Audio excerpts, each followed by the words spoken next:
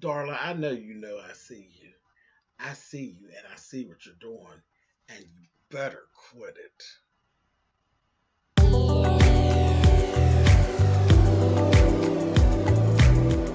And I'm like, come on through, Cookie. I want to put my soapbox. That's basically it. Let's talk about drag and all its forms.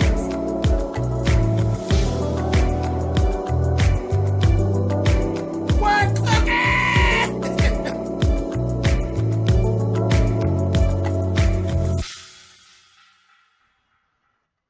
Hey guys, thanks so much for clicking on the video. This is my review for Queen Sugar. This is season 4, episode 8. I see you, Darla, bitch. I see you. Get on there. Anyway, so last we heard, the mill was on fire. Everybody standing down there. It's clearly an arson. Clearly arson. And out of nowhere, I look, here come Nova showing up. I said, what? She runs that baby, and Ralph Angel and Charley looked at her, honey. And if looks could kill, she would have crumpled up right there, honey. And she went to say something. They were like, girl, you don't get to talk to us. Neither one of us, honey. Get on out of here, honey. And they walked on off, and you could just see her crumble from the inside. I was like, well, Miss Nova, I feel bad for you, girl, but you kind of did bring that on yourself. And let's just keep talking about Nova. She had this sit down. Now, Valentin told her to stay away from her. Val said she don't want to be bothered. She went down to the restaurant anyway. I said, see, you're going to get cussed out. She went down to the restaurant. Val wasn't there, but she ran into Mr. Prosper. Mr. Prosper and her had a little sit down. And he told her, I seen the part that you wrote in the book about your daddy and all of that, and told her, you wrong. You were wrong. Like, you're wrong. And that he gives he told her he was your dad, but he was also my friend. And what you remember is not what you actually wrote. He said that's not what actually happened. Said your father, he said he told me about the fight, so I knew about that. And that's what she's like, oh my God, you knew about that? He's like, yeah, I knew about the fight he got into with the white man. And one of the white men came back to the house to actually possibly carry out the threat to do something to you. And your daddy beat him down, blooded him all up, and everything like that. And basically almost beat the man to death. And the thing that made him stop was he heard her mother, singing the Ralph Angel. And it snapped him back, because remember, he had issues. It snapped him back, and he stopped beating the man. And he actually did. He took the man to the hospital and dropped the man at the hospital. And what he did was came back, and what you saw him burying was his pain and those bloody clothes. He buried the clothes deep, and that was it. The man never showed back up. Nobody else ever showed up. So it wasn't actually a body. He actually was burying those clothes, because he kind of like beat the man down and just kind of like threw him out. And when I say took him to the hospital, he took him to the hospital and threw him on the side of the road, went on.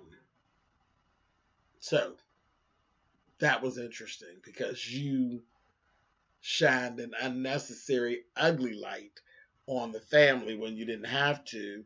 Where I just thought that was like crazy story to tell anyway. It was like you were literally hinting at murder and a body being on your property. Crazy. That was crazy to me. But anyway, so by this time, I'm gonna keep doing Nova while I'm at it. Calvin has actually made it back to Baton Rouge, and Calvin had called her. I felt so bad for her. Oh my gosh, she was on there, baby. When I tell you, she played this. She was saying, I have lost my family. Like, I literally have lost my family. And he's like, how is the family and everything? And how's everybody? He's like, everybody's fine. She's like, that's what's important. He's like, Nova, you're important too. And she's like, they looked at me like I was nothing, like I was an enemy. And she was just broke. I was like, broke. Broke. I was like, oops, that's ugly. So he ended up coming to where she was, to the house. And it gets even worse. And that, when that happened, right when he came in, right behind him, here comes Micah. And Micah is like, okay. And he's like, hi, I'm Calvin. He goes, so you're the cop. And he's like, the boy. It's like, yeah. So he's like, I'm going to go on out. He's like, I'm an ex-cop. I'm not a real cop. I'm not a cop anymore. He said, I'm going to go make a phone call. I'm going to go on the back porch, make a phone call. And baby Micah got to drilling Nova and was like, so white man, a cop, and you think he ain't never used excessive force on a black person? Or if he didn't, do you think that he's seen it and you okay with that? And I was like, no, that's not fair, Micah. That's not fair. That is not fair. You know what I mean? Like, I kind of get where he's going, but that's not fair. You know, because you don't know for a fact that any of these things has happened. If he has not committed any of those crimes, you don't know. Well, after Micah left, they actually did have the conversation. And he said he has never done that. He had never used any excessive force, but yes, he has actually seen it happen. And he told it, and he stood in his truth. And he also said how terrible he felt, but he felt like a coward. And a lot of this is why he's not a cop now. It all, has actually led. And remember, in the beginning, we knew that Calvin had wanted to be a cop since he was a little boy and all of that. But all of these things kind of is why he's not a cop now.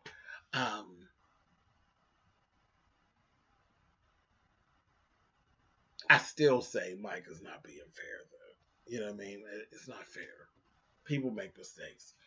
And you got to be able to change and you got to be able to grow. He never witnessed anybody being murdered or anything like that, but he did see excessive force being used. There was some wrongdoings, but we understand why that happened and how that happened. So Micah just shut up, Micah. Micah be doing too much. Micah's so extreme on one side or on the other. And Micah got to still find himself. So I'm not even getting ready to go into all that with Micah. Anyway, let's go back. So Sam Landry has this little tete-a-tete with Vi. I said, here we go with these old secrets. And Sam Landry goes and Vi's like, listen, he said, you have to know, Vi, this is not me. This was bigger than me. I would never do anything like that. And she told him, listen, I'm telling you, I'm calling in that old favor, Sam. And whatever dirt balls you done got in bed with, you need to call your dogs off. And he said, I'll try. I'll try, but it's not me. And she's like, don't try. Do it. Do it. And I was like, Vi, what do you got on Sam Landry, honey? When you talk about you calling in this old favor. See, and I remember that there was a point where the Borderlones actually helped the Landrys money-wise. Something that happened and their money wasn't right or something. Something happened and the Borderlones had actually helped them out. But I think that might be the favor she's talking about. Or maybe there's something else. Maybe there's a secret that she's holding. I don't know. Y'all tell me in the comments what y'all think. But it was so forceful the way she spoke to him. And he cowered to her. And even when he went to see Charley later on, he was still in the coward mode from after he talked to Vi. Listen, we're going to talk about that when we get to it. But let's talk about Charley. Because after they had left Nova in the beginning, Charley and Ralph Angel, baby, them two, if they ain't found on Louise, honey, they rolled their asses up there to old nasty Francis's house. And baby, when I tell you, this scene here was so well played. Baby, I had tears, but the tears were sad tears. I was angry as hell. I was angry, and I had an angst, and I was like, are you kidding me? Honey, she went in there, and she told her, she said, you make sure, told Ralph Angel, make sure I'm not interrupted. She was going to go in there and tell Fred. I said, you going to go in there and whoop her ass, honey? But she went in there, and she got to talking to her, baby, and they were going back and forth, and she told her, yeah, I know what's going on, honey. Old world energy owns you, Francis. What about the sisterhood and all of this? Baby, that Francis going, because first she kept trying to tell Charley, I ain't got nothing to do with that. Oh, girl, I'm so sorry to hear it. This, that thing, and the other, and you know, just downplaying it like it wasn't no big deal. And when she told her that she was being owned, and about the little sisterhood, and she slammed her hand on that table and told her, you don't get to question me, gal. I said, ugh. Did you call her gal? And that's what she said. There you go. There she is. I said, yeah, an old racist bitch. And here she come. And she got to telling her, I didn't have anything to do with burning your meal. I didn't burn your meal, but I'm glad whoever did it because you needed to be put in your place. I said, oh. And then when she told her, you came down here with your pseudo ways and trying and new money and trying to be white, and I guess that's your mama's fault. I said, oh, you bitch. Honey, and that Charley told her, bitch, you are irrelevant. You're outdated, blind, and bitch, you're basic. I said, oh, baby, you see that old bitch's face crack? I said, yeah, girl, basic, honey. Basic, outdated, and irrelevant. I said, oh, she said it. Girl, and I almost feel sorry for you, honey. I said, oh my God, honey. It was going down, nasty. And when she told her that, basically, that white man, she said, were you the one that sent Jacob and them little sad advances toward me? And she said, hey, white men always try to go. And she said, my brothers are guilty too, always trying to dilute our bloodline. But then in the end, they always come home. And that's why you'll never win. She said, uh-huh, yeah, girl. And you're outdated, honey. You're outdated. I said, oh. That little exchange with them was just as nasty. It was nasty and filthy, and it really did show you where they sat. At that racism was just as alive and thriving, honey, and the flame was this high. I said, ooh, dirty bitch. She got her ass together. But when she came out of there, she was fuming. When they were in that car, that whole scene with Raw and Charley in the car, I was like, oh my gosh. Oh my gosh. It was too much. It was just too much. And they did the shit out of it, as usual. But he told her, he said, you did good, Charley. And he had it all on the phone. I said, good. Okay, now, listen. You know, I'll never know this girl. I always call her old girl or a little pretty bald head girl. Honey. Her name is Deisha. That's Joel's mom, honey. Deisha. She's sitting there talking to Raw. And that Darla. Okay, so Darla, when she seen the little stuff on the news, she done called. She couldn't get Ralph Angel. And she come bring her little ass on out there. She rat-a-tat-tat looking all raggedy. She had came out there and run all up on him. And he looking. I'm like, okay, girl, he fine. You see him live and in living color. He look all right, girl. He fine. He ain't burnt. Ain't nothing wrong with him. And she was sitting there, and then she didn't want to leave. I was like, Darla, bitch. I see you. I see you. I see what you're trying to do. You really, really worked. You've been kissing all on this other man and carried on. And you're in this downward spiral. And I don't know why y'all can't see it. That's been watching this show and telling me I'm being mean to Darla. Y'all don't see her. You don't see her. Darla is weak. She is weak and she is an old crackish bitch.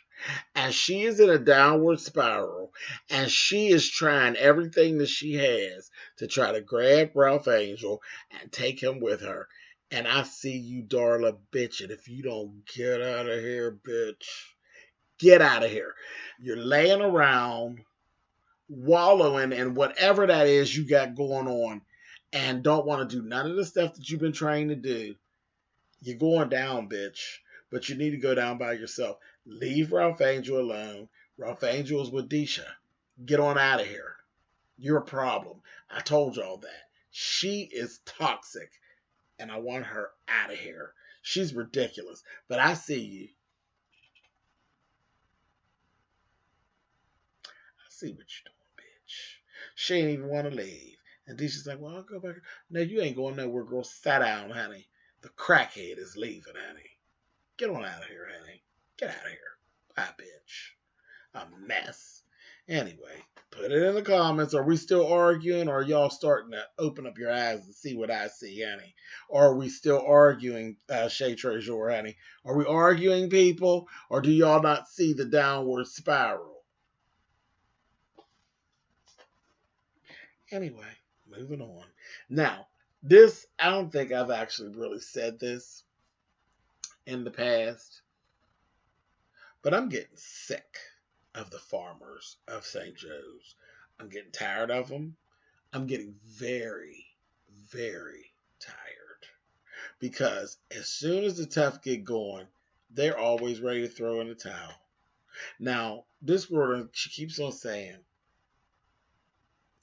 you know this is hard. They know what her situation is. They know what is going on. But every time shit get rocky, they're always jumping ship. And it's always that this begging, you got to beg them. She's begging them to create something for them.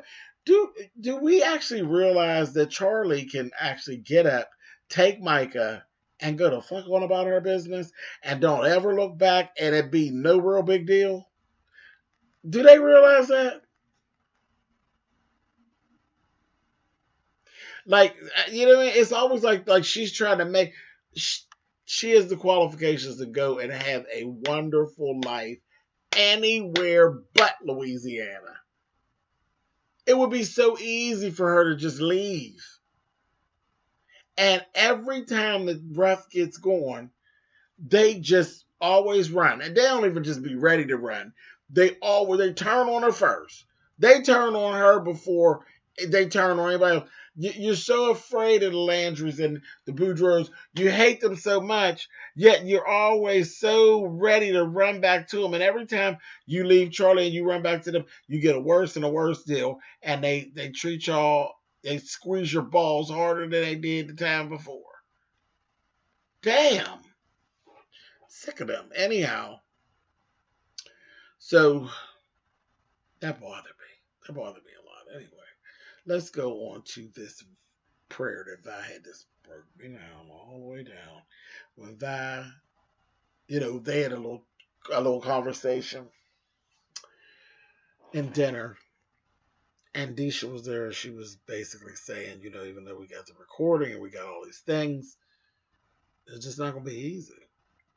Not going to be easy because a lot of the stuff is not admissible in court because there's no actual admitting of different things. So it's still, it's going to be rough. It's going to be rough. And right now, you're at a loss. And, Charley don't handle losing well. So she's in a lose state. And it's just, that's what Vi was like, this is not the time. She said, you just lost your meal. It is what it is. You're losing right now. That's all. This is the time for us to be together as a family, break bread, and love on each other and make sure each other's okay.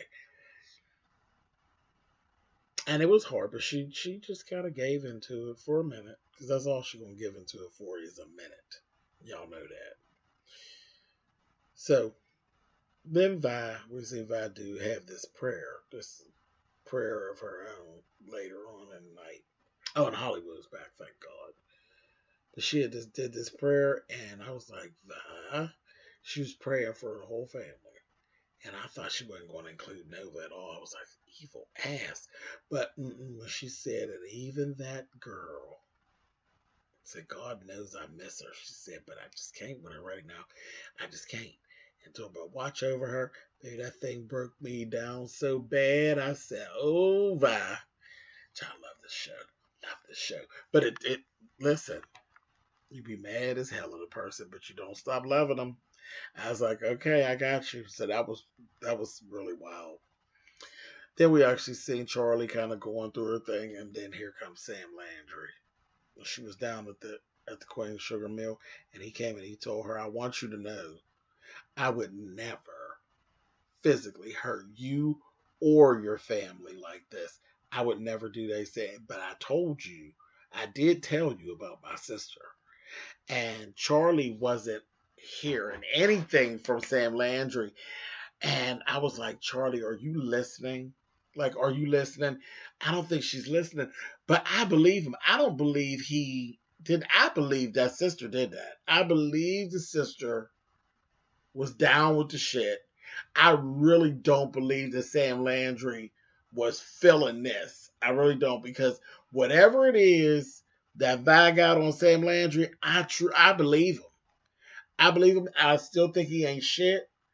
You know what I mean? I still don't care for him and the Boudreaux, but I think that I believe him. I believe him.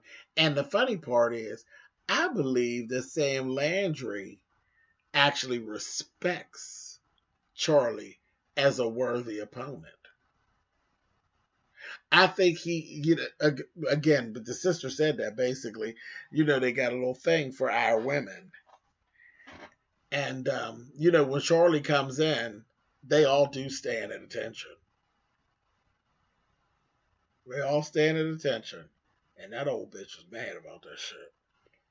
So, that was deep. But she told him, I don't believe a word you say. Get out. But I believed him. I believe him. I was like, ooh, a mess. So then, okay, so let's wrap this up. Little stuff that went down. Deisha and Ralph Angel spent the night together. So they finally then got down. And then that stinking crackhead whore called there and got him. He done got out of the bed, out there talking to the door. I see what you're doing. I don't know why y'all can't see her. Oh, I see her. I see her toxic ass. I see you, door. And she just all unraveled over there, just crying. Just shut up, you bitch. Over there crying. What are you crying for? What are you all unraveling about? You just want to go get hopped up on some drugs, and you're just looking for an excuse and somebody to drag down with you. Get out of here, Darla, bitch. Ooh, I hate her. I hate her so much. I really do. I can't stand her. I can't stand her. She is just a waste. She is just a waste of space. Ooh, I can't. Anyway, Micah and Kiki, they talking about busting it open down to the prom. When the prom comes, I said, Lord have mercy. Micah's another one that's getting on my nerves, but okay. Oh, child. Please don't make no mistake, Kiki, and get pregnant. Please don't. Micah's kind of toxic too. Micah carries bad luck around with him. It's like he got some type of dark cloud over his little head, ain't he? Oh, anyway. Last thing, Charley's passed and came and bit her in the ass. Her little boyfriend, he done ran into the whole story of the guys that died in the hurricane and that Charley was at fault. And she didn't lie. She stood in it and she said, I was embarrassed. I never said anything. I'm embarrassed about it. That's something that happened that I can't take it back, and I'm very embarrassed. And he got so angry, and he walked out, and I'm saying, okay, but we're not going to let this be a us against them thing, are we? Because that's kind of where, like, it gave me that feeling like the race card kind of showed up. You know what I mean? And I'm just gonna use this as an example. This is one of the things, and I don't know how it really goes down with Latino folk versus Black folk, but this is how it made me feel with this scene. Is I know a lot of times when there are people who are against biracial, a whole interracial dating situation, they always throw that thing out that as soon as you all start arguing, you know what they're going to call you, don't you? You know, the first insult is going to be that. That's kind of how I felt the way he approached Charley and the way he walked out. It kind of felt like that. Was that just me? And I didn't want it to be that because I didn't want to think of him that way. But that's the feeling that it gave me. It took me back to being a kid and hearing that stuff. And I was like, ooh, I don't like that. I don't like that at all. But put it in the comments. This is it. I'm leaving this here. Put it in the comments. Did you all kind of feel like that? Or is that me? Do I need to check myself on that one? That kind of bothered me. But yeah, leave it in a comment. Do I need to check myself, or did it come across that way to you all as well? All right, later. Good episode. Excellent episode. Excellent episode. Later.